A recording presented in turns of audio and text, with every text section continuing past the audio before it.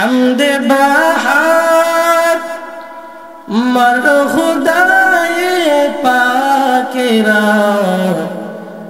আকে ইমাদাদ মুশদে খাকেরা। প্রশংসা করব কার?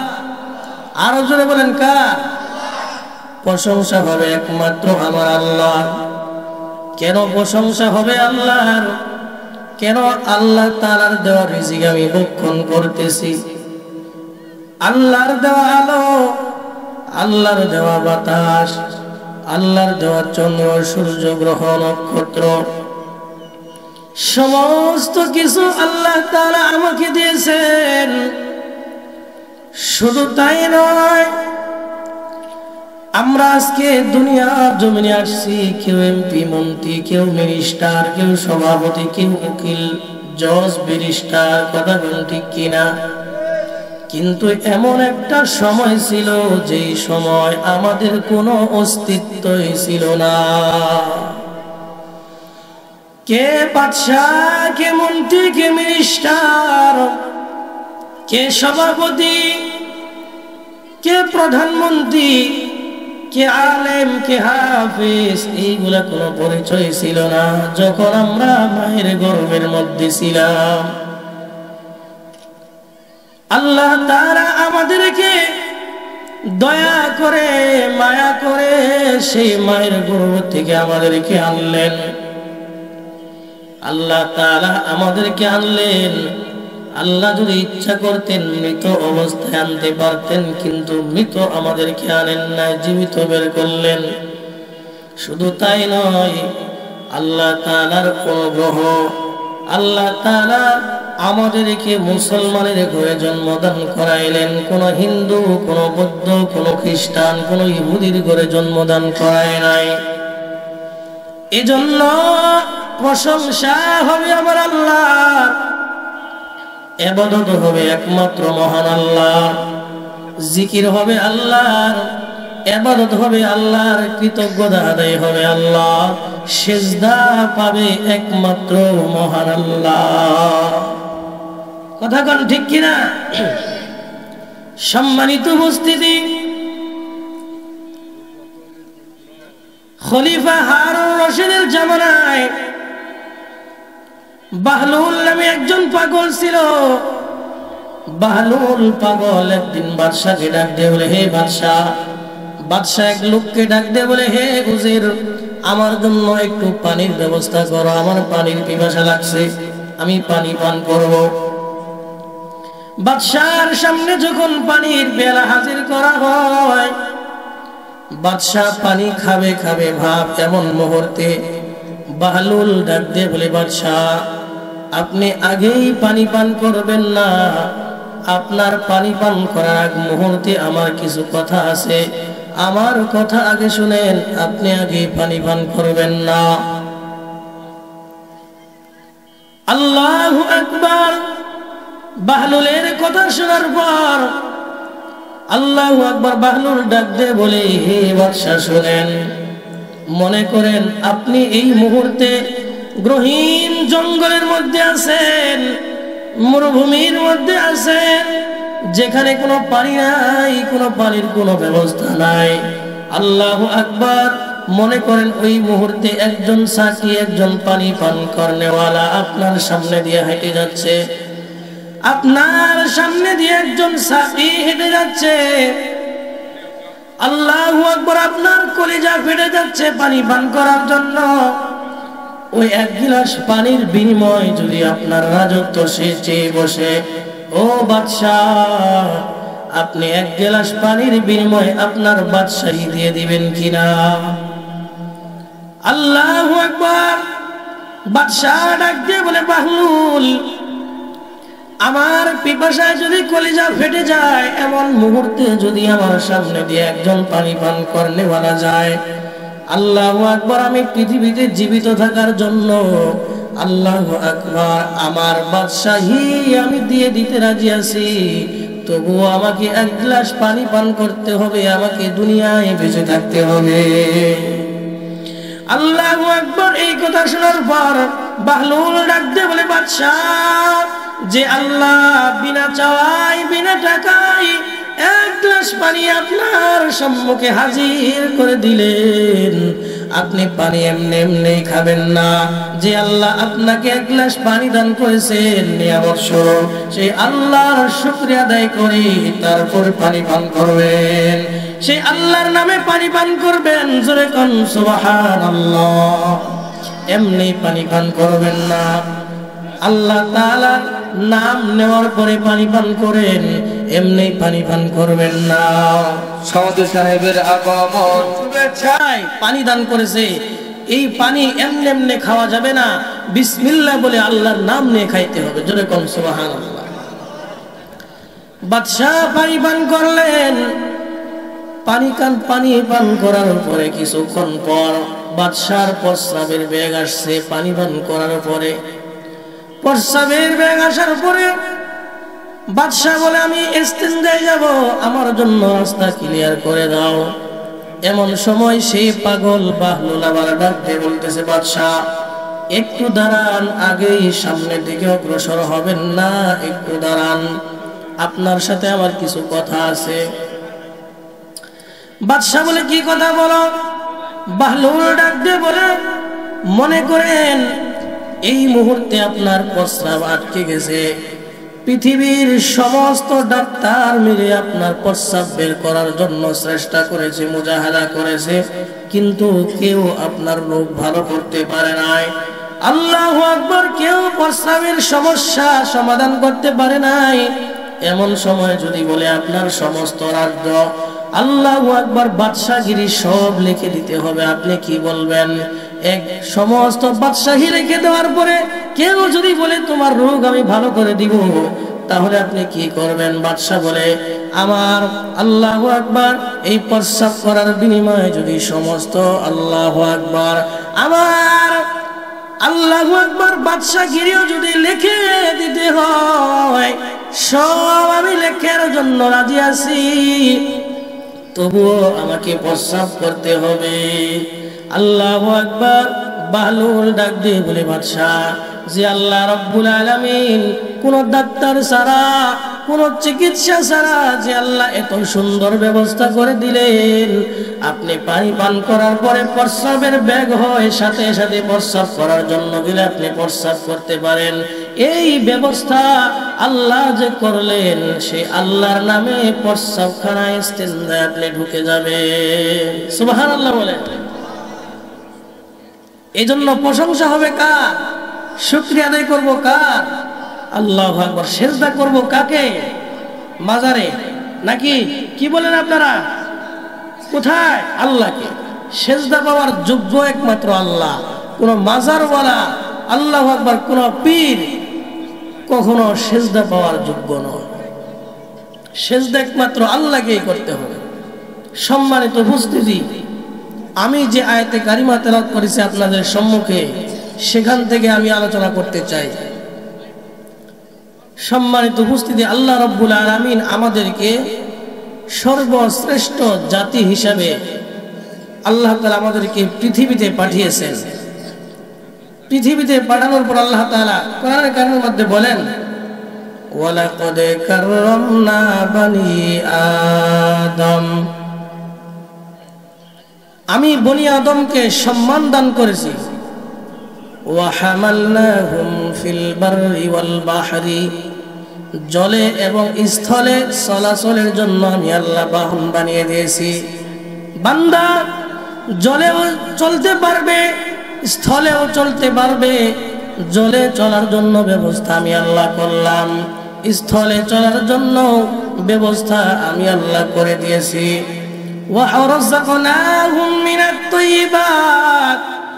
এবং আমি আল্লাহ তাআলা তোমাদেরকে উত্তম রিজিক দান করেছি। চিৎকার দিয়ে বলেন, আমাদেরকে রিজিক দেয় কে? আর রাসূল বলেন, কে রিজিক দেন আমাদেরকে? আল্লাহ। ওয়ারাযাকনাহুম মিনাত তাইয়্যিবাত ওয়া ফাদ্দালনাহুম আলা কাসীরিম মিম্মান খালাকনা তাফদীলা। আল্লাহ তাআলা বলেন, আমি আল্লাহ রাব্বুল আলামিন যত কিছু সৃষ্টি করেছি, যত মাখলুকাত আমি আল্লাহ সৃষ্টি করেছি সমস্ত মাখলুকাতের মধ্যে আমি আল্লাহ মানব জাতিকে সর্বশ্রেষ্ঠত্ব মর্যাদা দান করেছি। মানব জাতিকে আমি আল্লাহ সম্মান বাড়িয়ে দিলাম। সম্মানিত উপস্থিতি, সম্মান বাড়িয়ে দেওয়ার পরে আল্লাহ তাআলা ডাক দিয়ে বলে, হে বান্দা, আমি আল্লাহ তোমাকে এমনি এমনি ছেড়ে দেই নাই। বান্দা, দুনিয়ার জমিনে তুমি আসছো, আমি আল্লাহর কাছে তোমাকে আসতে হবে, তোমাকে হাজিরা দিতে হবে। তুমি মনে করিও না আমি আল্লাহ তার কাছে আসতে হবে না। অবশ্যই অবশ্যই বান্দা, তুমি আমি আল্লাহ তাআলার কাছে আসতে হবে, হাজিরা দিতে হবে। আল্লাহ পাক বলেন, হে বান্দা, তোমাকে পর্যবেক্ষণ করার জন্য, তোমাকে ফলো করার জন্য চারটি জিনিস, চারটি রাজ সাক্ষী আমি আল্লাহ নিযুক্ত করলাম। কয়টি সাক্ষী নিযুক্ত করলেন? চারটি সাক্ষী। এর মধ্যে এক নম্বর সাক্ষী হলো জমিন। এই জমিনের উপরে আমরা বসবাস করি, জমিনের উপরেই আমাদের বাড়ি ঘর, জমিনের উপরেই আমাদের আবাদ মৌসুম, জমিনের উপরে আমরা অনেক রকমের ফল ফুল আবাদ করে থাকি, জমিনের উপরেই আমাদের আল্লাহু আকবার গৃহপালিত যত পশু আছে আমরা চড়াই। এই জমিন থেকে আমরা ফসল উৎপাদন করে আহার করি। কথা কোন ঠিক কিনা? কিন্তু এই জমিন একদিন আমাদের বিরুদ্ধে সাক্ষী দিবে। এই জমিনের মধ্যেই লুকায়িত আছে আল্লাহু আকবার দামি দামি জিনিস, যেমন স্বর্ণ, রূপা, হ্যাঁ, সীসা, কয়লা, তেল, গ্যাস, পেট্রোল ইত্যাদি কোথায় লুকায়িত আছে? মাটির মধ্যে। আর এই মাটি আমাদের যত বরজাদি আছে, আল্লাহু আকবার, সমস্ত বরজাদিগুলো সে হজম করে নেয়। সমস্ত বরজাদিগুলো হজম করতেছে। যদি এই খারাপ জিনিসগুলো যদি সে মাটি হজম না করত, তাহলে মানুষ পৃথিবীতে বসবাস করতে পারত না, পৃথিবী বসবাসের অনুপযুক্ত হয়ে যেত। তাহলে মাটি আমাদের এত আপন, মাটির উপরেই চলাচল, মাটির উপরেই নিত্যবাস। মাটি আবার আল্লাহর বিরুদ্ধে, আল্লাহ তাআলার কাছে সাক্ষী দিবে আমাদের বিরুদ্ধে। কেন? বলে মাটি দিয়ে আমরা এত উপকার লাভ করতেছি, মাটির উপরে আবার আল্লাহর নাফরমানি, এটা মাটি কখনো বরদাস্ত করতে পারে না, বরদাস্ত করতে পারে না। এজন্য আল্লাহর কাছে একদিন বলে দিবে। সেই দিনটা কোন দিন? বলে যখন কিয়ামত সংঘটিত হয়ে যাবে। আল্লাহ তাআলা বলেন, ইজা জুলজিলাতিল আরদু জিলজালাহা, পৃথিবী যখন তার আপন গতিতে প্রকম্পিত হবে। ওয়া আখরাজাতিল আরদু আসকালাহা, জমিন সেই দিন তার ভিতরের সমস্ত ভারী বোঝাগুলা বের করে দিবে। ওয়া ক্বাল ইনসানু মা লাহা, মানুষ বলতে থাকবে, হায় জমিনের কি হলো? জমিন আজকে সব কিছু বলে দিচ্ছে, তার কারণটা কি? জমিন জবাব দিবে, বিআন্না রাব্বাকা আওহা লাহা, আমি এমনি এমনি বলে দেই না, আমার আল্লাহ তাআলা আমাকে আদেশ করেছেন বলে দেওয়ার জন্য। আমি এই জন্য সমস্ত কিছু আল্লাহ তাআলার কাছে বলে দিচ্ছি। নবী করিম সাল্লাল্লাহু আলাইহি ওয়াসাল্লাম ইরশাদ করেন, সাহাবাদেরকে ডাক দিয়ে বললেন, ও আমার সাহাবারা, জমিন আল্লাহর কাছে সব কিছু বলে দিবে, এর অর্থ তোমরা বুঝছনি? এর অর্থ তোমরা বুঝো কিনা বলো? সাহাবায়ে কেরাম ডাক দিয়ে বলে, আল্লাহর পয়গম্বর, আমরা জানি না, আল্লাহ ভালো জানে, আল্লাহর রাসূল ভালো জানে। আল্লাহর পয়গম্বর বললেন, হে সাহাবা শুনো, জমিন আল্লাহর কাছে সব বলে দিবে, মানে পৃথিবীর মধ্যে জমিনের উপরে কোন নরনারী, কোন নারী পুরুষ যদি কোনো অপকর্ম করে থাকে, কোনো অন্যায় কাজ করে থাকে, আল্লাহু আকবার, জমিন সমস্ত কিছু আল্লাহ তাআলার কাছে সাক্ষী হিসাবে প্রমাণ পেশ করে দিবে, আল্লাহর কাছে বলে দিবে।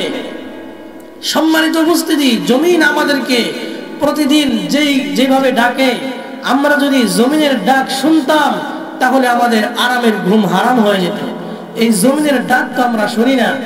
প্রত্যেক দিন জমিন আমাদেরকে ডেকে ডেকে বলে, আলা তাকুনু কুল্লা ইয়াউমিন ইয়া ইবনে আদম, হে বনি আদম, তামশি আলা যহরি, আমার পিঠের উপর দিয়ে তুমি চলো, মাসিরুকা ফি বাতনি, অতি সত্বর আমার পেটের মধ্যে আসবা, তাসরু আলা যহরি, আমার পিঠের উপর তুমি আনন্দ ফুর্তি করতেছো, ফাতাবিকি ফি বাতনি, অতি সত্বর আমার পেটের মধ্যে এসে তুমি কান্না করবে,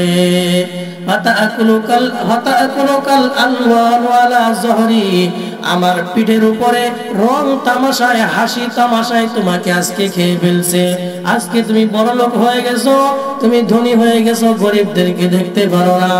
আজকে তুমি উচ্চ শ্রেণীর লোক দেখে নিচু শ্রেণীর লোকদেরকে তুমি পছন্দ করো না।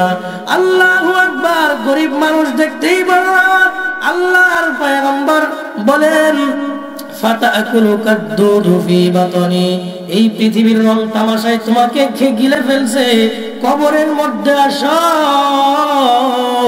কবরের মধ্যে যাওয়ার পরে রং তামাশা তোমাকে সব গিলে খেয়ে ফেলবে। মাটির মধ্যে আসো, সব রং তামাশা সেদিন মাটি গিলে ফেলবে। এইভাবে প্রত্যেক দিন আমাদেরকে মাটি ডাকতে থাকে, সেই ডাক আমরা শুনি না। সম্মানিত উপস্থিতি, মাটি কিভাবে গিলে ফেলবে আমাদেরকে? যেমন গিলে ফেলেছিল কারুনকে। কারুনের ব্যাপারে আল্লাহ তাআলা কোরআনে আয়াত নাযিল করেছেন। কারুন ছিল ধন সম্পদশালী, মূসা আলাইহিস সালাতু ওয়াস সালামের চাচাতো ভাই। আল্লাহ তাআলা তাকে অগাধ ধন সম্পদ দান করেছিলেন। কোরআনের মধ্যে আসছে যে এত পরিমাণ ধন সম্পদ আল্লাহ কারুনকে দিয়েছিল, যার চাবি বহন করার জন্য একদল যুবক ক্লান্ত হয়ে পড়তো। জোরে কোন সুবহানাল্লাহ। এই পরিমাণ ধন সম্পদ আল্লাহ তাকে দিয়েছিলেন। এই কারণ ধন সম্পদ থাকার কারণে তার মধ্যে অহংকার আসলো, অহমিকা আসলো। কোরআনের মধ্যে আল্লাহ বলেন, ইন্না কারুনা কানা মিন কওমি মূসা ফাবাগা আলাইহিম, কারুন ছিল মূসা আলাইহিস সালাতু ওয়াস সালামের সম্প্রদায়ের লোক। ওয়া আতাইনাহু মিনাল কুনুজি ইন্না মাফাতিহাহু লাতানু বিল উসবাতি উলিল কুওয়া। কারুনকে আল্লাহ তাআলা এত ধন সম্পদ দিয়েছিলেন, আল্লাহু আকবার, যেই ধন সম্পদের চাবি বহন করার জন্য একদল শক্তিশালী যুবকের প্রয়োজন হতো। একদল শক্তিশালী যুবক ক্লান্ত হয়ে পড়ত। আল্লাহ তাআলা কারুনকে তো ধন সম্পদ দিয়েছিলেন। ধন সম্পদ পাওয়ার পরে কারুনের মধ্যে অহংকার, অহমিকা বেড়ে গেল। অহংকার আসলো যখন, তার কওমের লোকেরা কারুনকে সাবধান করে বলল, ইয ক্বালা লাহু কওমুহু লা তাফরাহ ইন্নাহু লা ইউহিব্বুল ফারিহিন। তার সম্প্রদায়ের লোকেরা ডাক দিয়ে বলল, হে কারুন, তুমি অহংকার করিও না, অহমিকা করিও না, দাম্ভিকতা দেখাইও না। আল্লাহ তাআলা কখনো অহংকারকারীকে ভালোবাসেন না। তুমি আল্লাহর রাস্তায় খরচ করো, আল্লাহ তোমাকে ধন সম্পদ দিয়েছে, তোমাকে টাকা পয়সা দিয়েছে, তুমি আল্লাহর রাস্তায় ব্যয় করো। এই ধন সম্পদ তুমি নিজে কামাই করো নাই, আল্লাহ তাআলা তোমাকে দান করেছে, এই জন্য তুমি কামাই করতে বেরোছো, লাভ করতে বেরোছো। আল্লাহ যদি তোমাকে না দান করতো, জীবনেও তুমি কখনো সম্পদের মালিক হতে পারতে না। এই কথা বলার পর কারণ তো খেপে গেল, তার মনে রাগ উঠে গেল, গুসা হইল মূসা আলাইহিস সালাতু ওয়াস সালামের প্রতি। গুসা হওয়ার পর মূসা আলাইহিস সালাতু ওয়াস সালামের বিরুদ্ধে সে লেগে গেল। মূসা পয়গম্বরের বিরুদ্ধে লেগে গেল। মূসা আলাইহিস সালাতু ওয়াস সালামকে অপমান করার জন্য, লাঞ্ছিত করার জন্য আল্লাহু আকবার এলাকার একটা বেশ্যা মহিলাকে ভাড়া করেছে।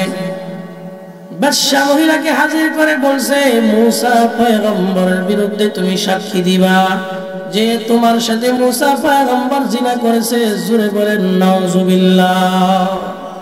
মূসা আমাকে এই কথা বলে, এই ধন সম্পদ আমি কামাই করেছি, হ্যাঁ, আমাকে আল্লাহ দেয় নাই। ক্বালা ইন্নামা উতিতুহু আলা ইলমিন ইনদি। কারণ বলল এই ধন সম্পদ অট্টালিকা আমার আল্লাহ তাআলা আমাকে দেয় নাই, আমি বিদ্যা বুদ্ধির ফলে অর্জন করেছি। জোরে বলেন নাউজুবিল্লাহ। এই কথা বলে মূসা আলাইহিস সালাতু ওয়াস সালামের বিরুদ্ধাচরণ শুরু করলো।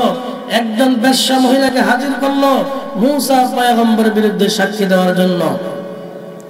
একদিন মূসা আলাইহিস সালাতু ওয়াস সালাম তার কওমের লোকদেরকে ডেকে তিনি ওয়াজ নসিহত করতেছেন, বলতেছেন, হে আমার বনী ইসরাইলের লোকেরা, আমার সম্প্রদায়ের লোকেরা শোনো, আমার এই বনী ইসরাইলের মধ্যে যারা জিনা করবে তার এই শাস্তি, যে চুরি করবে তার এই শাস্তি, যে এই অপকর্ম করবে তার এই শাস্তি। এইভাবে যখন বয়ান করতেছেন, হঠাৎ করে কারণ বয়ানের মাঝখান থেকে দাঁড়িয়ে গেল, দাঁড়িয়ে বলতেছে, আপনি যদি এই অপরাধ করেন আপনার কি বিচার হবে? বলে আমারও একই বিচার। আপনি যদি চুরি করেন আপনার কি বিচার হবে? বলে আমারও একই বিচার। তখন মূসা সাল্লাম কারণ বলল, বনী ইসরাইলের দাবি হলো আপনি অমুক মহিলার সাথে জিনা করেছেন। জোরে বলেন নাউজুবিল্লাহ। এই কথা যখন বলছে মূসা আলাইহিস সালাম আশ্চর্য হয়ে গেছে, কোথায় সেই মহিলা? আমার সামনে সাক্ষী পেশ করো, প্রমাণ পেশ করো। আল্লাহু আকবার।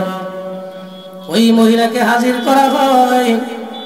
মহিলা আল্লাহর পয়গম্বরের সামনে আসলো। আল্লাহর পয়গম্বর মূসা আলাইহিস সালাম ওই মহিলাকে ডাক দিয়ে বললেন, হে মা, হাজার হাজার মানুষের সামনে তুমি আজকে সত্য কথা বলবা। আমি মূসা পয়গম্বর তোমার সাথে জিনা করেছি কিনা, অপকর্ম করেছি কিনা, সত্যি কথা বলবা। আল্লাহর কসম মিথ্যা কথা বলিও না, মিথ্যা কথা বলিও না। আমি আল্লাহর পয়গম্বর হযরত মূসা, আল্লাহর পক্ষ থেকে প্রেরিত নবী। এই কথা বলে যখন ওই মহিলাকে বললেন সত্য কথা বলার জন্য, মহিলা ডাক দিয়ে বলে, আল্লাহর পয়গম্বর আল্লাহু আকবার নূরানী চেহারার দিকে তাকাইয়া সেই মহিলার মিথ্যা কথা বলতে পারে নাই। আল্লাহু আকবার। মূসা আলাইহিস সালাতু ওয়াস সালামের চেহারার দিকে তাকানোর পর আল্লাহু আকবার, মহিলা আল্লাহু আকবার, তার মধ্যে আল্লাহর ভয় এসে গেছে। সে আর মিথ্যা কথা বলতে পারে না। ডাক দিয়ে বলে, ও পয়গম্বর, আমি মিথ্যা বলতে আসি না, আমি সত্য বলার জন্য আসছি গো আল্লাহর পয়গম্বর। আমাকে আপনার বিরুদ্ধে সাক্ষ্য দেওয়ার জন্য, মিথ্যা কথা বলার জন্য কারণ আমাকে ভাড়া করে নিয়ে আসছে। ওগো আল্লাহর পয়গম্বর, আমি সত্য কথা বলতেছি, আপনার ব্যাপারে মিথ্যা কথা বলবো না। আপনি আমার সাথে কখনো এই অপকর্ম করেন না। যখন এই কথা বলল, সাথে সাথে মূসা আলাইহিস সালাম আল্লাহর কাছে বলল, আল্লাহ, তুমি আমাকে খলিলুল্লাহ বানাইছো, মূসা কালিমুল্লাহ বানাইছো, মূসা নবী হিসেবে বানাইছো। আয় আল্লাহ, কারণ আমার বিরুদ্ধে এত বড় ষড়যন্ত্র করেছে, আমি তোমার কাছে বিচার দিলাম রে আল্লাহ, তুমি কারণের বিরুদ্ধে আযাব নাজিল করো। যখন এইভাবে দোয়া করলেন, আল্লাহ তাআলা ডাক দিয়ে বলে, বাবা আমার পয়গম্বর মূসা ওহী নাজিল করলেন। ওহী আমদ সোয়ে মূসা আজ খুদা বান্দায়ে মারাজরা কর জি জুদা। ওহী নাজিল করে জানাই দিলেন, হে মূসা পয়গম্বর, আমি আপনাকে জানাইয়া দিলাম, আজকে জমিনের মাটি আপনার আওতাভুক্ত করে দিলাম। আপনি যা হুকুম করবেন জমিন সেই আদেশ পালন করার জন্য বাধ্য হবে। জোরে বলেন সুবহানাল্লাহ। আপনি যে আদেশ করবেন সেই আদর্শ পালন করার জন্য জমিন আজকে আপনার আওতাভুক্ত করে দিলাম, সেটি পালন করবে। তখন মূসা আলাইহিস সালাম সিজদায় গিয়া তাকে বলতেছে, জমিনকে বলতেছে, ইয়া আরদু খুযিহি, হে জমিন তুমি তাকে ধরো। এইভাবে বললেন, ইয়া আরদু খুযিহি, হে জমিন তুমি তাকে ধরো, ইয়া আরদু খুযিহি। এইভাবে যখন মূসা আলাইহিস সালাম 3 বার বললেন, 3 বার বলার পর সাথে সাথে ওই কারুনকে মাটি গিলে ফেলছে। কারুনকে কিতাবের মধ্যে লেখে, কারুনের শরীরের দৈর্ঘ্য যতটুকু ততটুকু প্রত্যেকটা দিন এতটুকু পরিমাণ সে ডাকতে থাকবে, কিয়ামত পর্যন্ত সে এভাবে ডাকতেই থাকবে। জোরে কোন সুবহানাল্লাহ। এই হলো আল্লাহর নাফরমানি করার শাস্তি, যেভাবে কারুনকে গিলে ফেলেছিল। এজন্য আমাদেরকেও সতর্ক থাকতে হবে, জমিন কিন্তু আমাদের পক্ষে না, আমাদের বিপক্ষে। এমন একদিন সময় আসবে যেদিন সমস্ত কিছু জমিন আমাদের বিরুদ্ধে সব বলে দেবে। ইয়াউমাইযিন তুহাদ্দিসু আখবারহা, জমিনের ভিতরে যা কিছু ঘটেছে জমিন সেই দিন সব কিছু বলে দিবে। মানুষ হতভম্ব হয়ে দিচ্ছে, তার কারণ কি? জমিন আল বলবে, হে মানব জাতি শোনো, আমি এমনি এমনি বলি না, আমার মাওলা আমাকে আদেশ করেছে, এই জন্য আমি সব বলে দেই। তাহলে বোঝা গেল 1 নম্বর সাক্ষী কি? জমিন। 2 নম্বর সাক্ষী ফেরেশতা। আওয়াজ দিয়ে বলেন, 2 নম্বর সাক্ষী কি? ফেরেশতা। আল্লাহ তাআলা কোরআনে বলেন, ওয়া ইন্না আলাইকুম লাহাফিযিন কিরামান কাতিবিন। প্রত্যেকটা মানুষের সাথে, তোমাদের সাথে নিশ্চয় নিযুক্ত রয়েছে তথ্যবোধায়ক, কিরামান কাতিবিন, তারা হলেন সম্মানিত লেখক। আল্লাহু আকবার। প্রত্যেকটা মানুষের সাথে সম্মানিত লেখক নিযুক্ত রয়েছে, তাদের নাম হলো কিরামান কাতিবিন। কিরামান কাতিবিন এমন একটা ফেরেশতা,